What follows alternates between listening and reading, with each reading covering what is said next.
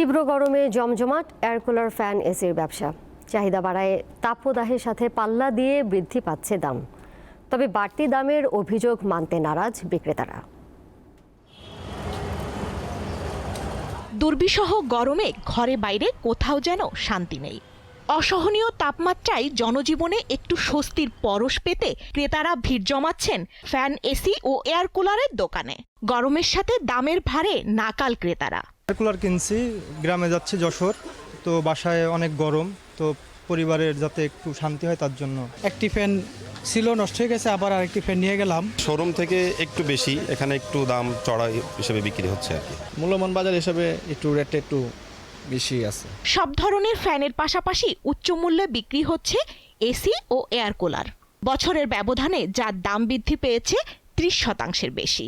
এগুলি একচেটা চলতেছে এখন বর্তমানে। কেনার উপরে মনে করেন আমাদের বিক্রি করতে হয়। গরমের সাথে সমানতালে চাহিদা বেড়েছে এয়ার কন্ডিশনের। উৎপাদনকারী প্রতিষ্ঠানে নানান অফার পেতে উচ্চবিত্তের পাশাপাশি মধ্যবিত্তরাও ছুটছেন এসি কিনতে। আমি আসলে নিরুপায় হয়ে আসলে এখন এসিটা কিনতে আসছি। এক দোকানে এক মানে 2000-3000 টাকা ডিফারেন্স। কোনো ডিসকাউন্ট নেই। তারপর আমরা যেটা ফিটিং চার্জটা পর্যন্ত ওনারা কোনো লেস করতেছে না। ঈদের পর থেকে আজ অব্দি মানে কাস্টমার ফ্লো অনেক বেশি। এদিকে চাহিদা বাড়ায় এসি ও ফ্যানের দাম বাড়িয়েছেন বিক্রেতারা। তাদের অবৈধ কার্যক্রম থামাতে রাজধানীতে অভিযান পরিচালনা করেছে জাতীয় ভোক্তা অধিকার সংরক্ষণ অধিদপ্তর। একটি দোকান নোভা ইলেকট্রনিক্স দেখলাম, ওনারা নিজেরাই এমআরপি ডিক্লেয়ার দিয়েছেন চার্জার ফ্যানের, কিন্তু তীব্র তাপদাহের সুযোগে এমআরপি থেকে 800, 1000, 1200, 1500 করে মূল্য বেশি নিচ্ছেন। তিনি জানান আগামীতে এ ধরনের অভিযান অব্যাহত থাকবে।